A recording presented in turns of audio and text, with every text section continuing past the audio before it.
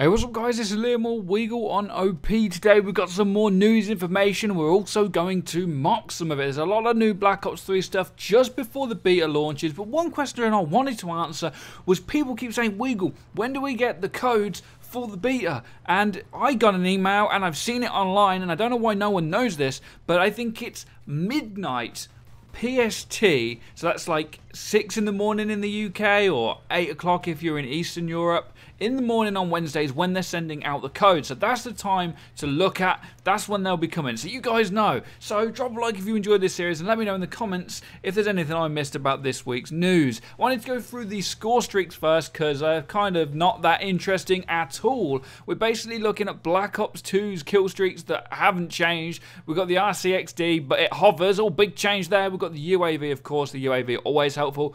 The care package, well, that's been in every COD since the beginning of time. Counter UAV. The Dart, which is basically a hunter-killer, but you control it, so it's a shit hunter-killer, is effectively what the Dart is. We've got the Guardian, so all them spawn trappers can get their spawn traps down and make sure they can get the best gameplay as possible. With the Hellstorm missile, and I don't know if you guys have seen gameplay from this, but it's just about the worst version of the Hellstorm missile that you could imagine. It's like the old one, but shit, and it comes in at an angle, and it comes in really fast. I think they'll either lower the score on that so it's easier to get, or they'll actually buff it or make it come in slower so you can actually control it. We've got the Lightning Strike, which is pretty much exactly the same thing as before.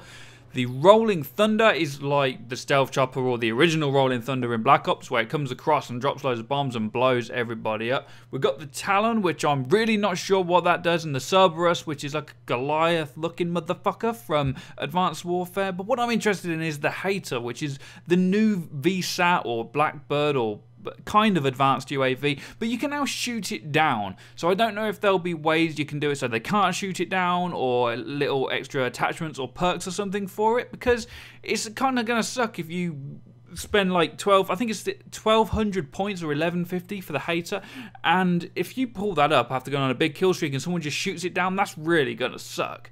We've got the Wraps, which are like these rollable mine things which hack people up. The Power Core, which is an EMP, but you actually place it on the floor so it can be destroyed. We've got the GI unit, which I'm not sure, and the Mothership. The Mothership is the big one, right? You can have 4 people in it. It lasts like 3 minutes. It's completely overpowered, and I don't really know why it's in the game.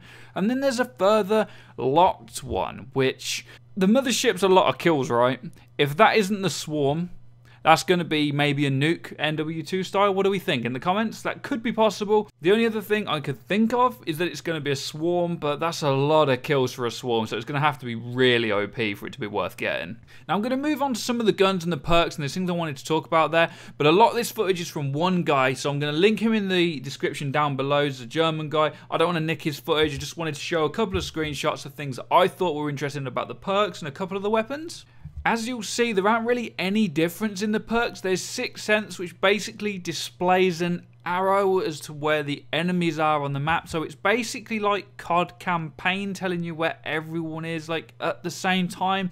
Little bit too much hand holding. Hopefully it's not that OP. I have seen some footage of it. I don't think it looks that bad, to be honest. Let's just hope it's not going to be ridiculous. There's also Tracker, which leaves a imprint. So when someone runs around a corner, it leaves footsteps, and I think they were orange in the footage that I saw, but that could be color correction or maybe colorblind assist. So I'm not sure about that one, but that leaves footsteps. They don't last very far. They really aren't that easy to see either. So maybe a useless perk. Maybe it will be good. We'll have to see. As we say, all of this stuff's beta stuff, so it could completely change before the full game is out.